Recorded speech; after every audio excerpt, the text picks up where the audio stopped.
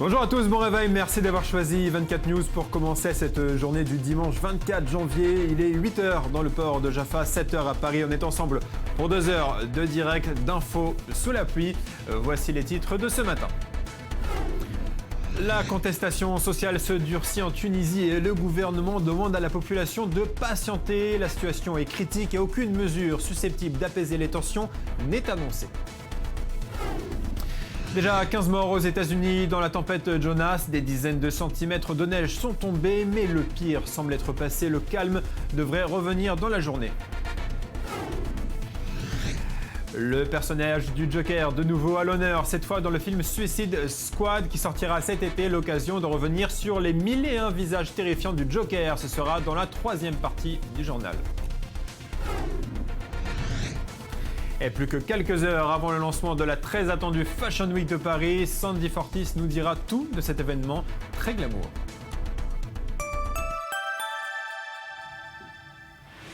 Madame, monsieur, bonjour, et on commence avec la Tunisie. Patience et optimisme, c'est ce qu'a demandé à son peuple le gouvernement face à la contestation sociale. Depuis plusieurs jours, le pays est victime d'affrontements entre manifestants et policiers, mais pour l'heure, aucune mesure n'a été annoncée. Pourtant, la situation est très critique. Le taux de chômage a dépassé les 15% de la population active.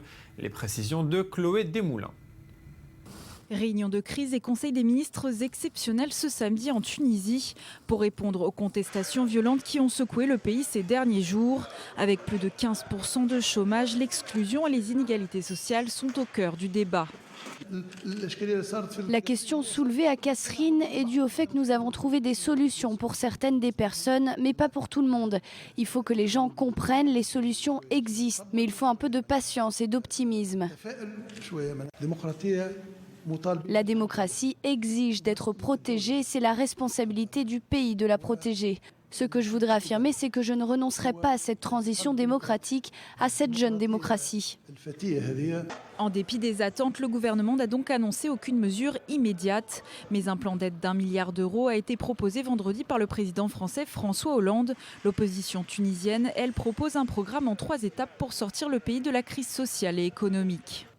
Nous avons proposé la mise en place d'une taxe temporaire sur les grandes fortunes. Le second point est un délai sur les dettes et les frais d'intérêt pour 3 ans. Ce n'est pas une exception. Tout pays peut décider d'adopter de telles conditions pour améliorer la situation de son peuple. Le troisième point est un programme d'austérité pour l'État, à l'exception des services comme la santé et l'éducation. Un calme relatif est revenu ce samedi dans les rues du pays après la mise en place cette nuit d'un couvre-feu, une mesure inédite depuis la révolution de 2011. On continue de parler de la Tunisie avec vous, Virginie. Bonjour, merci d'être avec nous. La situation est plutôt calme ce matin ? Oui, Julien, on peut parler d'un calme relatif. La nuit n'a pas donné lieu à des incidents, mais les autorités craignent toujours un effet de contagion. Au cœur des préoccupations, on l'a vu et vous le disiez, l'emploi. Le Premier ministre tunisien a appelé le peuple à être patient. Le président a quant à lui rappelé qu'il n'y avait pas de dignité sans emploi. Et pour résumer la situation, je vous propose de découvrir la photo postée par un journaliste, David Thompson. Il a posté sur Twitter une photo du gouvernorat de Kasserine. On y voit des manifestants et le gouverneur sur un balcon entouré d'hommes en armes. La foule est en bas et finalement elle résume bien la situation. Ouais. Jusqu'ici tout va bien, mais jusqu'ici seulement. On parle également du foyer de la contestation. Kasserine, quelques mots peut-être sur ce lieu devenu symbole. Oui, alors Kasserine, c'est là où il y a 5 jours, un jeune homme s'est électrocuté en montant sur un poteau. Il voulait contester contre une décision qu'il enlevait des listes pour obtenir un emploi dans les services publics et l'administration. Kasserine, c'est un district du centre-ouest du pays. Une situation très défavorisée pour cette région de la Tunisie, comme on le voit dans une infographie qui a été publiée par un très bon site d'information tunisien. Seuls 50% de la ville est desservie par l'eau potable, contre 90% pour le reste du pays. Le taux de chômage y est de 8 points, supérieur à la moyenne nationale. Le taux d'analphabétisation est de 32%, contre 12% à Tunis par exemple. L'abandon scolaire y bat des records, avec 4 enfants sur 100 qui quittent les bancs de l'école.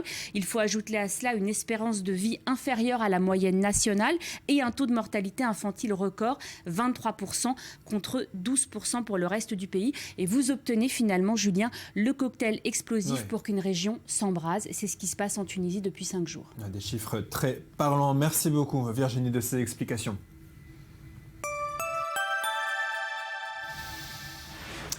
Et on en vient à cette tempête aux États-Unis, une tempête historique appelée Jonas qui a déjà fait 17 morts. Les 2 aéroports de Washington resteront fermés aujourd'hui. Notre correspondant à New York, Daniel Benaim, fait le point pour nous. C'était il y a quelques heures. C'est le calme pendant la tempête ici à New York. Les rues sont désertes. Le maire Bill de Blasio a ordonné l'interdiction à tous les véhicules de circuler sous peine d'arrestation. Seuls les chasse-neige et les services d'urgence sont habilités à braver les rues. On a le sentiment d'être dans une ville fantôme pour la ville qui ne dort jamais. Ça fait un énorme contraste avec tous les autres jours de l'année. Les théâtres, les cinémas, les spectacles de Broadway ont tous fermé leurs portes. Les rencontres sportives n'ont pas eu lieu hier soir et rares sont ceux qui ont défié la tempête pour construire des igloos. La neige tombe au rythme de 8 cm par heure et on attend jusqu'à 80 cm ici dans le sud de Manhattan où je me trouve. Les vents violents ont provoqué l'évacuation forcée de nombreux résidents sur les côtes de Long Island et du New Jersey qui risquaient des vagues dangereusement hautes suivies d'inondations. C'est l'état d'urgence dans 11 États de la côte Est affectant 85 millions d'Américains par des chutes de neige pouvant atteindre les 1 mètre en moins de 12 heures par endroit. Plus de 220 000 personnes sont restées la majeure partie de la journée de samedi sans chauffage et sans électricité. Plus de 1200 accidents de la route ont été répertoriés, causant la mort d'au moins 12 personnes. Côté transport aérien, les avions sont cloués au sol à Washington, Philadelphie et dans les 3 aéroports de la région de New York. 8600 vols ont été annulés et les perturbations devraient affecter les passagers au moins jusqu'à la fin du week-end. Difficile de dire encore si la tempête Jonas a battu les records. Les météorologues la placent déjà dans le top 5 des blizzards les plus rudes jamais enregistrés. Enfin, sur les médias sociaux, les internautes ont déjà pris les devants pour donner leurs sentiments, postant les images accompagnées des hashtags Snowzilla et Snowpocalypse. Et c'est le sentiment général ici que nous venons de traverser un monster storm, une tempête monstrueuse. Ouais, pour les explications de David Benaim sous la neige à New York. Vous l'avez compris, la côte est des États-Unis est littéralement paralysée par la tempête Jonas. Des centaines de milliers de personnes sont privées d'électricité. À Washington, 56 cm de neige sont tombés samedi en début de soirée. La fin de cette tempête devrait arriver dans la journée. Le détail en images. Tempête mortelle sur la côte est des États-Unis. En quelques heures, la neige, le verglas et les inondations ont rendu les routes impraticables et dangereuses, causant plusieurs accidents. Beaucoup de voitures ne savent pas comment conduire dans la neige. Il y a quelques camions qui sont restés coincés sur les montagnes et qui attendent de l'aide, parce que si vous êtes coincé, vous ne pouvez pas repartir. Washington et 5 autres États ont déclaré l'état d'urgence, mais quelques Américains insouciants ont pourtant continué à vaquer à leurs occupations, poussant les autorités à multiplier les appels pour leur demander de rester chez eux. Si vous devez récupérer vos enfants, faites-le dès maintenant, rentrez à la maison. Si vous avez quelque chose à faire de toute urgence, faites-le et rentrez à la maison, sinon il n'y a aucune raison que vous soyez dehors. Cela va être l'une des pires tempêtes de neige de l'histoire de New York. Les intempéries ont également causé des coupures de courant, plongeant dans le noir plus de 67 000 personnes jusque dans les quartiers huppés de Washington. En prévision de cette tempête, le métro avait été fermé dans la capitale et près de 3 000 vols annulés. Un retour à la normale est toutefois prévu ce dimanche. Et pour comprendre cette tempête historique aux États-Unis, nous sommes en ligne avec le climatologue Jean Jouzel. Bonjour, merci d'être avec nous. Bonjour. Alors, on a un peu l'impression que chaque année, les États-Unis sont frappés par une tempête plus puissante que celle de l'année précédente. Oui, c'est en tout cas nous sommes dans une situation tout à fait exceptionnelle, comme on l'était l'an dernier, avec un hiver extrêmement froid sur cette côte est. Mais il ne faut pas oublier non plus, à l'inverse, que c'est vraiment très contrasté par rapport au mois dernier. Le mois de décembre a été le mois le plus chaud que cette région ait connu depuis très longtemps également. Il y avait, New York, je crois que la température atteignait près de 20 degrés à Noël, 10 degrés plus que la moyenne saisonnière. Donc quand on regarde la valeur moyenne sur l'hiver, en tout cas sur les 2 premiers mois, décembre et janvier, nous restons dans un hiver plutôt, disons, relativement doux, en tout cas en moyenne, malgré cet événement exceptionnel de Jonas, aux conséquences effectivement très importantes. Cet événement, en termes de récurrence, c'est plutôt à caractère séculaire. Le dernier de ce type était, semble-t-il, en 1922, avec des conséquences beaucoup plus importantes cette fois, en termes de dégâts, bien sûr, de morts d'ailleurs, donc, et de conséquences dans tous les domaines, comme vous l'avez dit tout à l'heure. Merci beaucoup d'avoir répondu à nos questions ce matin et de ces explications.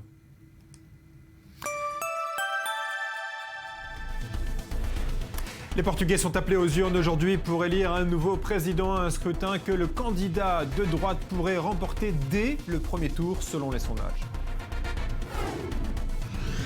François Hollande entame aujourd'hui une visite de 3 jours en un objectif: consolider les relations économiques et surtout signer la vente de 36 Rafales. Une importante délégation de chefs d'entreprise accompagne le président. Emmanuel Macron, lui, se rend aujourd'hui à Moscou pour une visite de 2 jours. Le ministre français de l'économie doit rencontrer demain son homologue russe pour parler coopération en dépit des sanctions liées à la crise ukrainienne.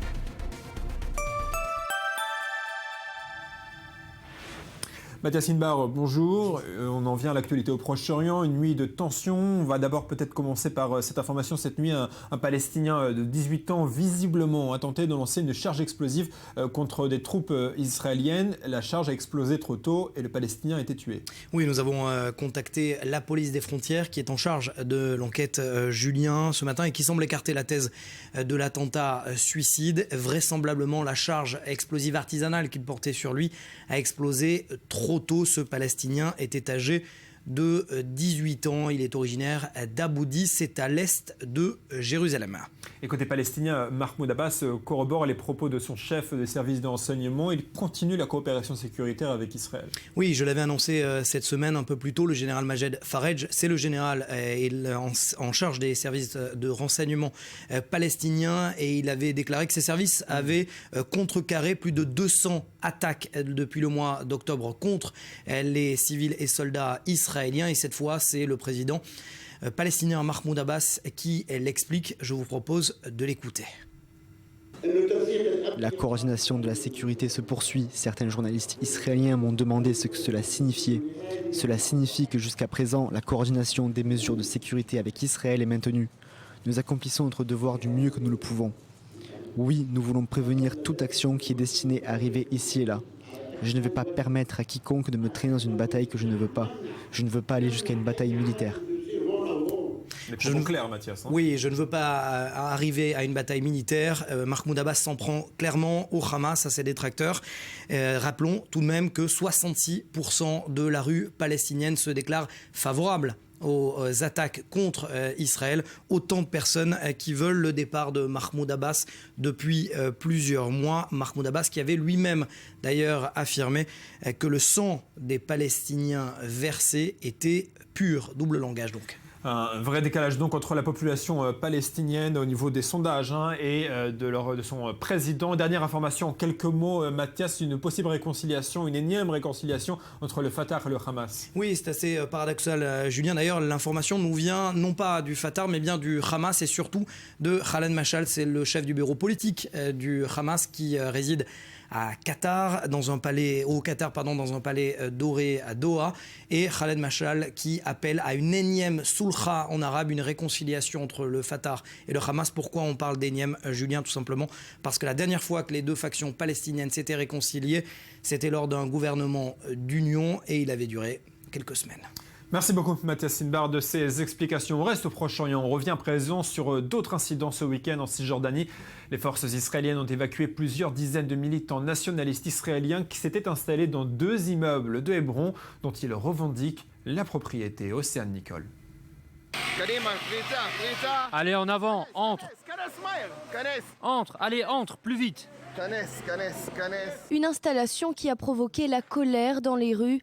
Ce jeudi, des Israéliens sont entrés dans 2 appartements qu'ils affirment avoir achetés à un Palestinien. Une installation qui passe mal. Les Israéliens ont été attaqués à coups de pierre par des habitants palestiniens. Les soldats ont riposté par des grenades. Ce vendredi, l'armée a évacué sans incident les nouveaux occupants. Une évacuation qui a fait vivement réagir la classe politique israélienne. Plusieurs députés du Likoud, le parti de Benjamin Netanyahou, et du parti nationaliste religieux déserteront ce lundi la séance de la Knesset, le Parlement israélien. Une manière de protester contre l'évacuation des habitants juifs d'Hébron.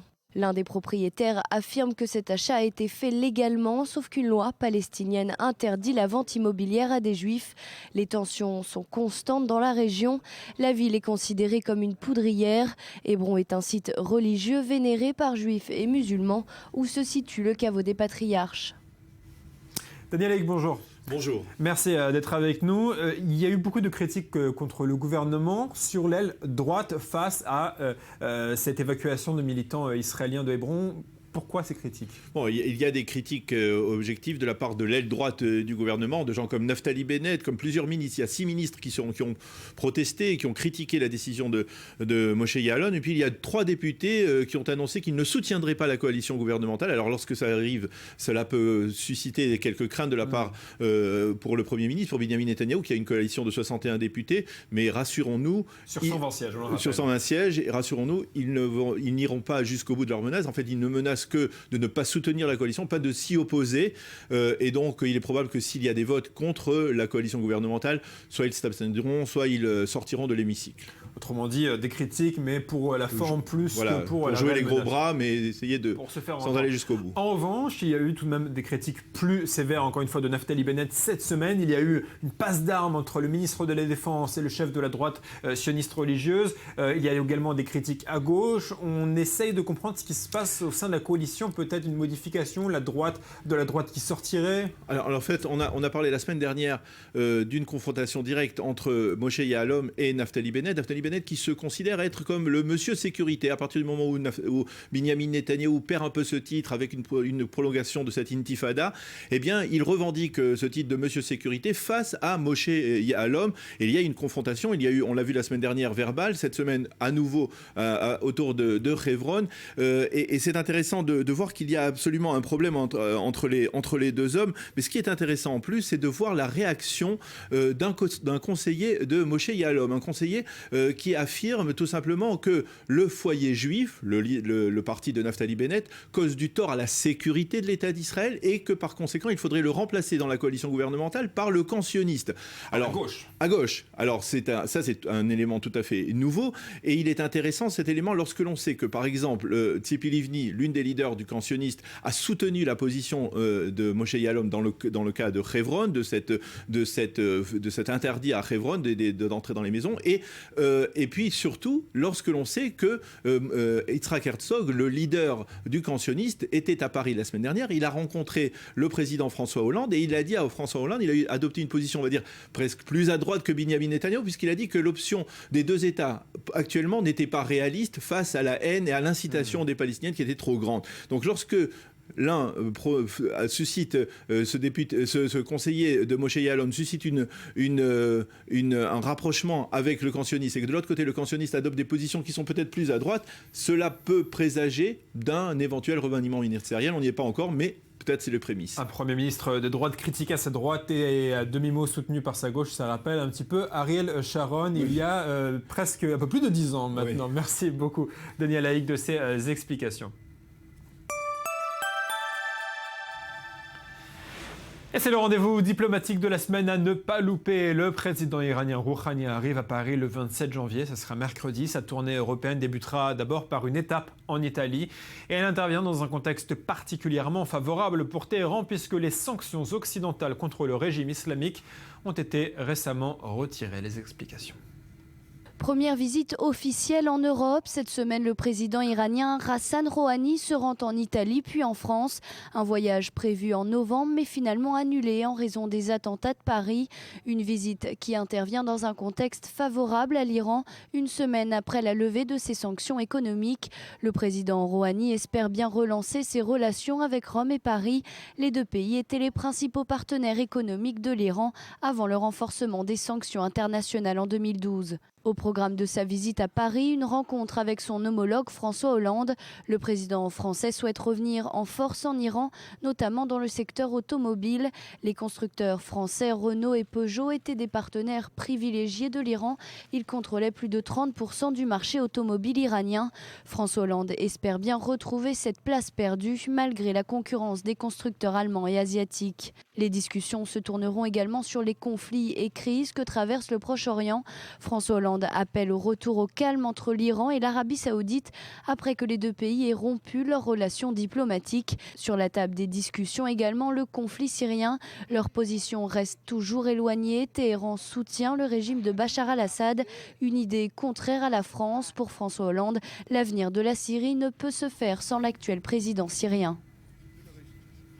Alors on va continuer de parler de la visite du président iranien en Europe pour comprendre un petit peu les conséquences du retour de l'Iran dans le concert des nations après la suppression des sanctions internationales contre le régime de Téhéran, le régime islamique, malgré son intervention en Syrie, malgré son conflit un peu au Proche-Orient et ses conflits avec la communauté internationale. On en parlera, on continue d'en parler cette fois avec le rapprochement également entre la Chine et l'Iran, puisque autre déplacement important, c'est celui du président chinois à Téhéran, une première depuis 14 ans. Océane Nicole nous en dit plus. Un événement historique pour le président iranien. Le chef de l'État chinois Xi Jinping est en visite officielle en Iran, la première fois depuis 14 ans qu'un représentant chinois fait le déplacement. Hassan Rouhani l'affirme, cette visite ouvre une nouvelle page dans les relations entre les deux pays. Une visite qui intervient dans un contexte favorable à l'Iran, une semaine après la levée de ses sanctions économiques. L'Iran et la Chine entendent bien renforcer leurs relations économiques. Aujourd'hui, nous avons discuté des relations stratégiques entre les deux pays, de la formulation d'un document complet pour 25 ans, ainsi qu'une augmentation des relations bilatérales jusqu'à 600 milliards de dollars sur les 10 prochaines années. Les deux pays s'engagent donc à mener des négociations dans le but de coopérer et d'avoir des investissements réciproques. Des investissements qui toucheront différents domaines, notamment les transports, l'énergie ou encore le secteur industriel. Nous avons eu des négociations honnêtes et fructueuses avec le président Rouhani, à la fois sur la question des relations bilatérales et des questions d'intérêt mutuel. Nous avons échangé des opinions profondes. La Chine a toujours maintenu ses liens économiques avec l'Iran et la fin des sanctions internationales va permettre de donner un coup de fouet entre Téhéran et Pékin. Selon les médias iraniens, 36% du commerce extérieur de l'Iran s'effectue avec la Chine. Il est aussi le premier client du pétrole de l'Iran. Une ouverture économique qui commence donc sous les meilleurs auspices pour la République islamique. Et on continue de parler donc de cette ouverture de l'Iran au monde avec le spécialiste du pays, Reza Pirzadeh. Bonjour, merci d'être avec nous. Bonjour. Est-ce que le retour de l'Iran dans le concert des nations est définitivement acté? Écoutez, il faut toujours faire la différence entre l'Iran et la République islamique. Que l'Iran puisse retrouver sa place pleine entière dans le concert des nations, c'est-à-dire sa place historique et la place qu'elle mérite, ça c'est le vœu de chaque Iranien, de chaque patriote iranien dont je fais partie. Mais que la République islamique, qui est un régime qui soutient toujours le terrorisme, qui est toujours en train de déstabiliser toute la région de l'Afghanistan jusqu'au Somalie, et là c'est une autre affaire. Malheureusement, on constate que M. Rouhani, qui est présenté comme un président modéré au niveau international. Alors justement, est-ce qu'il y a des chances? Ce n'est absolument pas le cas. Est-ce qu'il y a des chances de changement de société en Iran avec cette ouverture à l'international? Il y a des chances évidemment sérieuses de changement en Iran si et seulement si la communauté internationale soutient la volonté du peuple iranien d'arriver à une vraie démocratie et des libertés. Si les présidents français ou le Premier ministre italien ou tout dirigeant étranger qui rencontrent les responsables de ce régime mettent la pression sur les droits de l'homme, sur la liberté des prisonniers politiques, sur l'arrêt des exécutions. C'est ça qui fera que ça bougera en Iran et pas uniquement le commerce avec ce régime. Merci beaucoup d'avoir répondu à nos questions. Et justement, on va parler commerce et relations internationales. Cette fois avec Christian Mallard. Christian, merci d'être avec nous. On a vu ce rapprochement entre la Chine et l'Iran. Est-ce que cet axe peut jouer un rôle sur la scène internationale, l'axe Pékin-Téhéran? Oui, je pense que les Chinois, les Russes et les Européens vont être privilégiés dans une tentative d'ouverture économique de l'Iran, plus que les États-Unis, parce que vous savez encore que les États-Unis aujourd'hui sont encore considérés par le guide suprême Khamenei et par les gardiens de la révolution qui quadrillent toutes les affaires du pays comme le grand Satan. Donc si vous voulez, je pense que ça devrait profiter à ces pays-là. Maintenant, je voudrais quand même vous rappeler brièvement une chose, c'est que ce sont les élections législatives du 26 février prochain qui vont déterminer le sort de la politique d'ouverture économique du pays. On oublie de dire que les gardiens de la révolution contrôlent les candidatures. Alors on va très vite juger. S'ils acceptent qu'il y ait des candidats de Rouhani qui est présenté comme le modéré qui se présente, ça sera un bon signe pour l'ouverture économique. Sinon, je crois qu'il y aura beaucoup de problèmes. Je voudrais ajouter une dernière chose. Je suis quand même assez sidéré des propos qui ont été tenus par John Kerry à Davos, qui disait il y a 48 heures qu'une partie de l'argent que va toucher l'Iran, c'est-à-dire 50 à 55 milliards de dollars sur les 100 milliards qui doivent le revenir dans les mois qui viennent, sera peut-être utilisée pour financer des opérations terroristes. Mais aujourd'hui, dit-il, nous ne croyons pas que cela augmentera la menace pour les États-Unis et leurs alliés au Moyen-Orient. Je crois que c'est faire preuve d'une méconnaissance de ce pays et puis surtout de ce régime. Merci beaucoup, Christian Mallard, de cette analyse. On se retrouve après un journal point complet avec l'actualité de ce matin. On fera un tour du monde de l'info avec nos correspondants à travers la planète. Nous serons notamment à Berlin, à Londres et à Athènes. À tout de suite.